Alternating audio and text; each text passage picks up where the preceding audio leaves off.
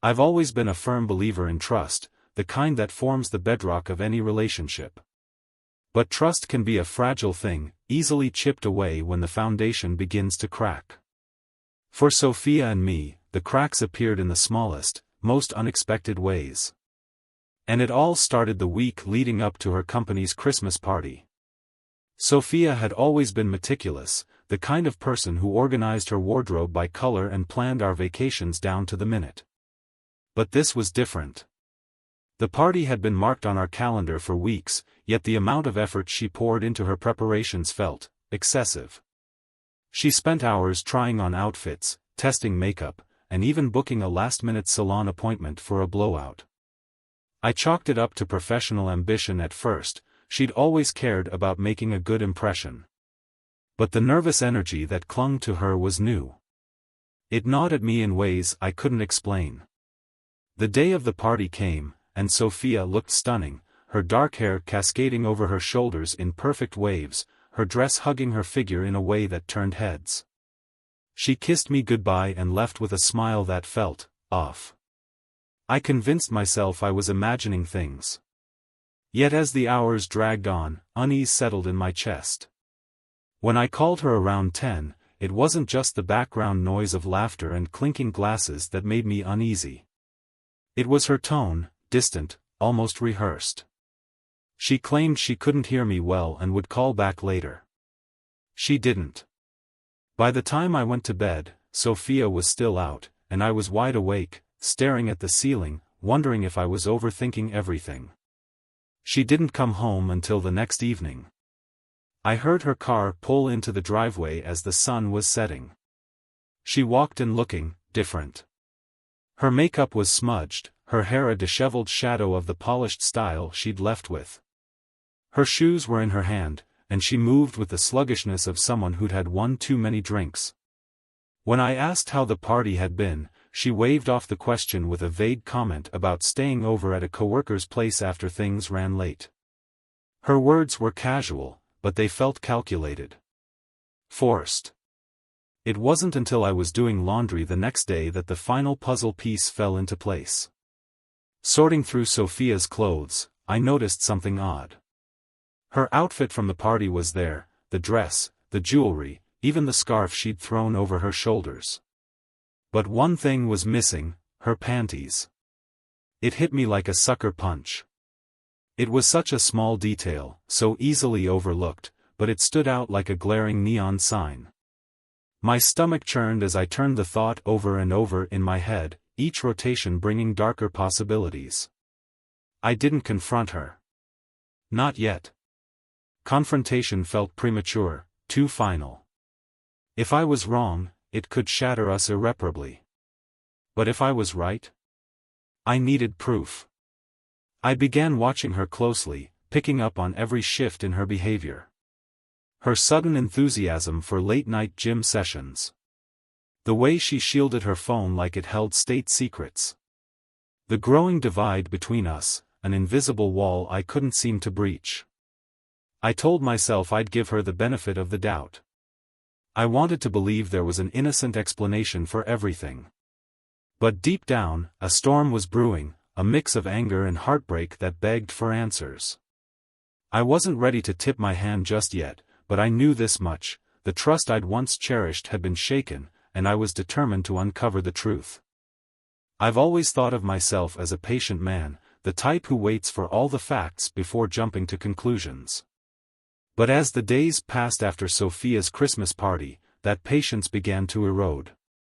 I couldn't shake the image of her disheveled appearance, nor could I ignore the missing piece of her wardrobe.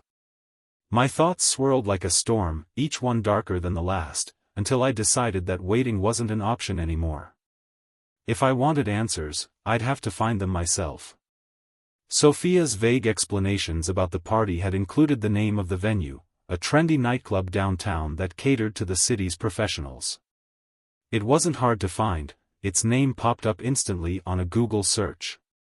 Armed with nothing more than curiosity and growing suspicion, I decided to visit the place. But I couldn't just walk in and start asking questions. I needed a cover story, something plausible enough to avoid raising eyebrows. Pretending to be a real estate agent scoping out locations for a new project seemed harmless and believable. When I arrived at the club, the early evening crowd was just starting to trickle in. The music wasn't blaring yet, and the atmosphere had a calm before the storm quality. I introduced myself to the hostess and asked if I could speak with the manager about potential leasing opportunities. My pretense got me access to the building's layout, but more importantly, it gave me a chance to notice the security cameras. They were positioned discreetly but effectively, covering the entrances, the bar, and even the dance floor. The realization hit me: if anything unusual had happened that night, the cameras might have captured it. While I was still surveying the club, taking in the details of its layout and clientele, I bumped into someone who turned the entire situation on its head. It was Ryan, an old friend from college I hadn't seen in years. Back then, we'd been close, but life had taken us in different directions. Now here he was, dressed in the polished attire of a club manager. We exchanged pleasantries, and before I knew it, we were sitting at a nearby coffee shop, catching up on lost time. It didn't take long for our conversation to veer into my suspicions. I told Ryan about Sophia, carefully omitting the more incriminating details. I framed it as a gut feeling I couldn't ignore, something that had been eating away at me. Ryan listened intently, his expression a mix of curiosity and concern. When I mentioned the security cameras, his brow furrowed. He warned me that accessing footage was risky, not just for him but for the club. Still, I pressed on, explaining how much it meant to me to get clarity, to find the truth no matter the cost. At first, Ryan hesitated. He'd always been a cautious guy, the type who weighed risks carefully. But when I offered him $1,500 and promised to help him find a better job if things went south, his resolve began to waver. Money wasn't the only thing on the table. I knew Ryan had been unhappy with his job for a while. He'd mentioned it briefly during our catch-up, lamenting the long hours and lack of growth. My offer gave him a way out, a chance to turn the page on a chapter he'd been stuck in for too long. After a long pause, Ryan agreed to help. But he was clear about one thing: this would require careful planning. The club surveillance system was tightly controlled, and any unauthorized access could lead to serious consequences. He promised to devise a discreet way to retrieve the footage, something that wouldn't leave a digital trail. As we parted ways that evening, I felt a glimmer of hope for the first time in days. Ryan's expertise and willingness to help had given me a lifeline, a path toward the answers I so desperately needed. Still, the stakes were higher now. It wasn't just about uncovering the truth anymore, it was about doing so without blowing up Ryan's life in the process. The weight of that responsibility sat heavy on my shoulders as I drove home. But one thing was certain: I couldn't turn back. Not now. A few days after our conversation, Ryan came through. He texted me to meet at a secluded cafe just outside the city, a place tucked away enough to avoid any prying eyes. When I arrived, he was already there, sitting in the corner with a coffee cup and a small flash drive on the table in front of him. He looked tense, glancing around the room as if expecting trouble. It was a far cry from the confident club manager I'd spoken to earlier. The weight of what he was about to do was clearly pressing on him. Without a word, he slid the flash drive across the table to me. I pocketed it quickly, not wanting to linger over the exchange. He muttered something about keeping this quiet, and I nodded, understanding the gravity of the situation. This wasn't just a favor anymore, it was a risk he'd taken for my sake, and I owed him for that. I waited until I was home, alone in the quiet of my study, before I plugged the drive into my laptop. My heart pounded as the files loaded, a mix of time-stamped video clips from the night of the party. It took some time to find the right segment, but when I did, the air seemed to leave the room. There was Sophia, unmistakable in her red dress, laughing and drinking with a group of co-workers. At first, it seemed innocent enough, just colleagues letting loose after a long year.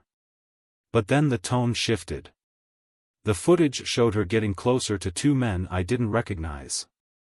They leaned in, their conversations lost to the camera's silent recording. Drinks flowed, and soon, so did inhibitions. What unfolded next was a gut-wrenching confirmation of my worst fears. Sophia wasn't just flirting, she was fully engaged in behavior that shattered every ounce of trust I'd placed in her. The final blow came near the end of the clip. One of the men, a tall guy with a cocky grin, reached into his pocket and pulled out something that sent my blood boiling.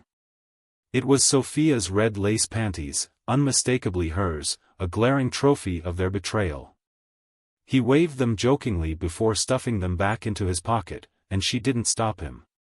The casualness of it all, the lack of shame or remorse, was like a knife to my chest. I sat there for what felt like hours, replaying the footage, hoping each time that I'd somehow misinterpreted it. But the evidence was clear, undeniable. Anger and heartbreak warred within me, each emotion threatening to consume the other. I wanted to confront her, to demand answers, to shout and scream until the pain dulled. But a small, rational voice in the back of my mind held me back. Acting impulsively wouldn't solve anything. If anything, it would give her the upper hand. Instead, I decided to take a strategic approach. First, I needed to protect Ryan. He'd taken a huge risk to help me, and I wasn't about to let him pay the price for my problems. Second, I needed legal advice. This wasn't just about my pride or our relationship anymore, there were practical matters to consider, like our finances and the house. If I played my cards right, I could come out of this without losing everything. I reached out to a divorce lawyer the next morning. Claire, a no-nonsense professional recommended by a friend, listened carefully as I laid out the situation. She didn't sugarcoat anything, which I appreciated. Divorce, she said, was as much a legal battle as an emotional one, and the footage I had was a powerful weapon. We discussed strategies, from securing evidence to ensuring Ryan's role remained hidden. Claire emphasized the importance of staying calm, of not letting emotions dictate my actions. By the end of our meeting, I felt a strange sense of clarity. The road ahead wouldn't be easy, but it was a path I could navigate with the right guidance. Sophia had betrayed me in the worst way possible, but she wouldn't break me. If anything, this ordeal had steeled my resolve. I was no longer the passive husband, waiting for the truth to reveal itself. I was taking control, piece by calculated piece. As I started preparing for the divorce, every interaction with Sophia became a performance. She carried on as if nothing had changed, completely unaware of the storm brewing beneath the surface. Her obliviousness fueled my determination to uncover every hidden corner of her betrayal. It wasn't just about our relationship anymore, it was about understanding the depth of her deceit. One evening, while she was in the shower, I noticed her purse sitting on the kitchen counter. The rational part of me knew it was invasive, but my gut insisted I take a look. Buried beneath receipts and makeup, I found a folded piece of paper that made my heart sink. It was a doctor's report, confirmation of a sexually transmitted disease she had contracted. The report was dated 2 weeks after the party, a glaring timeline that left little to the imagination. The implications were devastating, not just for my trust in her but for my own health. The betrayal ran deeper than I had even dared to suspect. The next step was her phone. It wasn't the first time I'd felt tempted to look through it, but this time, I followed through. Her carelessness surprised me, she hadn't even bothered to delete the evidence. What I found turned my stomach: photos from the night of the party, messages filled with innuendos and explicit suggestions, and the crowning detail, conversations with the two men she'd been with. Mark, the man with her panties in his pocket, was as arrogant in his texts as he'd appeared on the footage. The other, who I learned was named Paul, seemed more subdued but no less complicit. Together, they had mocked the night as if it were some great conquest, with Sophia's name reduced to a punchline. Fueled by a mix of anger and resolve, I decided to take things further. If Sophia's actions had dismantled our marriage, Mark and Paul deserved to face the same reckoning. Their messages had provided just enough information to identify their wives. With a few careful searches and social media sleuthing, I had their contact details.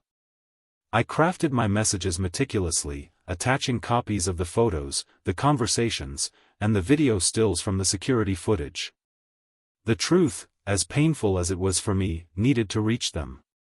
Their husband's infidelity was undeniable, and I wanted them to have the clarity I had so desperately sought. Within hours, the responses poured in. Their reactions varied: rage, disbelief, heartbreak, but they all had one thing in common: a thirst for confrontation. The fallout was swift and brutal. Mark's wife, a fiery woman named Lisa, wasted no time.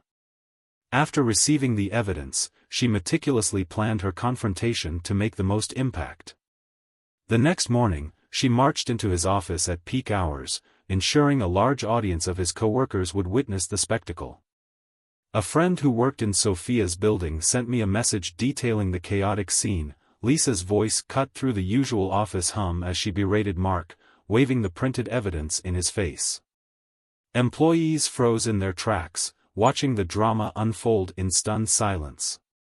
Mark's attempts to defuse the situation only made things worse, his stammering denials drowned out by Lisa's fury. By the time she stormed out, the entire office was buzzing with whispers, and Mark's professional reputation had taken a serious hit. Paul's wife, Jenna, took a more calculated approach. She used the evidence to secure leverage in their pending divorce, ensuring he would leave the marriage with little more than his shame. Sophia came home that evening visibly shaken. The confrontation at the office earlier in the day had left her unnerved, unsure of how far the scandal might spread and whether it had reached me. Her tension was palpable, her glances darting my way as though searching for any sign of suspicion. I kept my demeanor calm, careful not to betray my awareness of what had happened. Gradually, as the evening wore on and I maintained an air of normalcy, I saw her begin to relax. The worry that had clouded her expression eased, and she seemed to convince herself that I remained in the dark.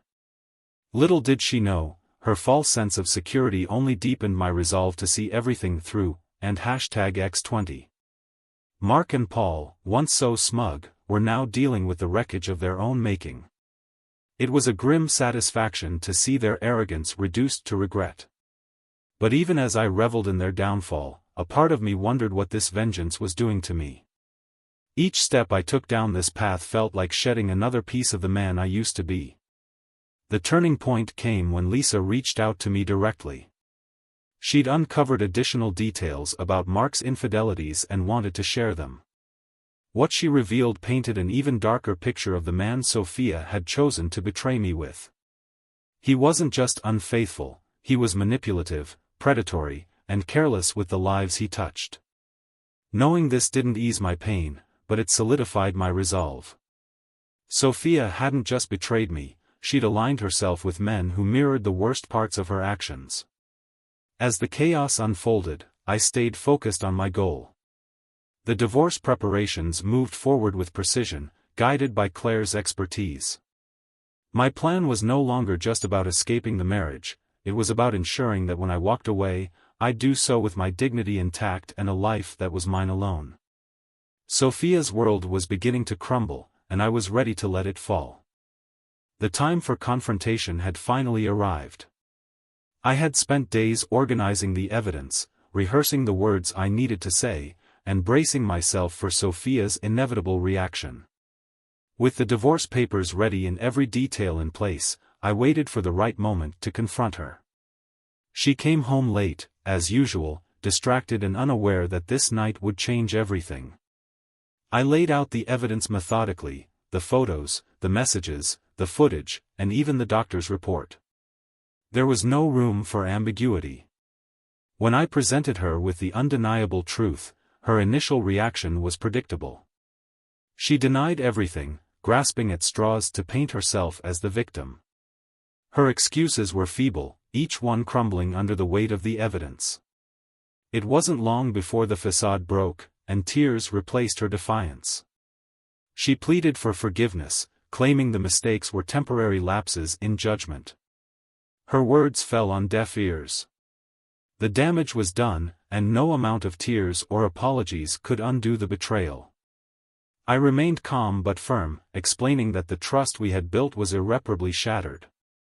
The divorce papers, sitting between us on the table, were a testament to the finality of my decision. Her sobs echoed in the room as she realized the life she had unraveled. The legal proceedings that followed were as tense as I had expected. Sophia's remorse quickly turned to anger as the reality of her situation set in. She fought back at every turn, trying to salvage whatever she could from the wreckage. Meanwhile, Mark, emboldened by his own misplaced anger, attempted to confront me outside the courthouse.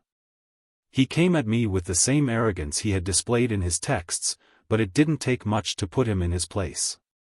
A few firm words and a reminder of the evidence I held were enough to deflate his bravado. He stormed off, his humiliation complete. As the weeks turned into months, the dust began to settle.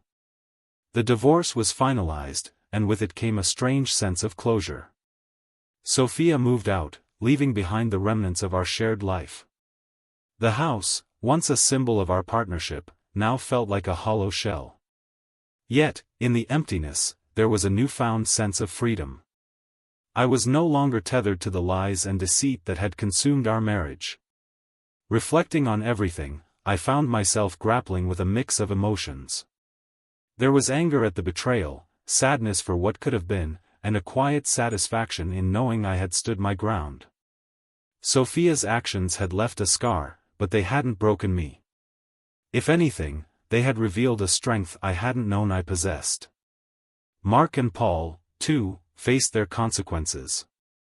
The fallout from their actions continued to ripple through their lives.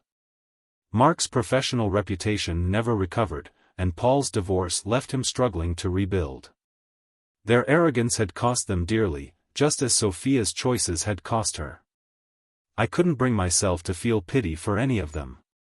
They had made their choices, and now they were living with the results. Life after the divorce was a process of rebuilding.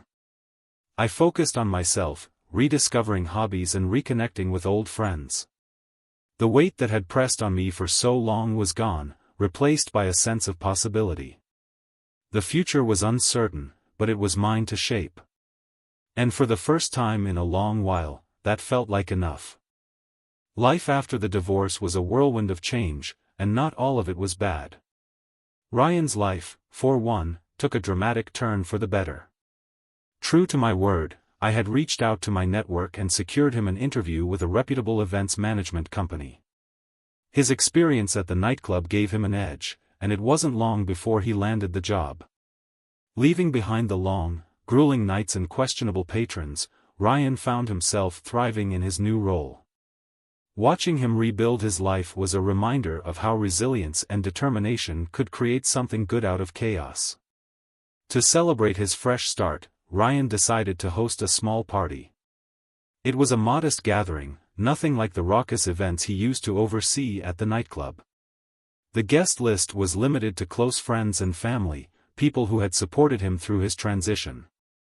When he invited me, I hesitated at first. Socializing hadn't been high on my priority list, but Ryan's persistence won me over. The party was held at his new apartment, a cozy space that reflected the calm and stability he had been seeking. As the evening unfolded, I found myself relaxing in a way I hadn't in months. The weight of the past seemed to lift, replaced by an unfamiliar sense of optimism. Amid the clinking of glasses and soft murmur of conversations, I met someone who would change the course of my journey. Her name was Rachel. She wasn't flashy or overbearing, just quietly confident and genuinely kind. We were introduced through Ryan, who later confessed to orchestrating the meeting. Rachel and I fell into an easy conversation, sharing stories about our lives and laughing at the absurdities we had both encountered along the way.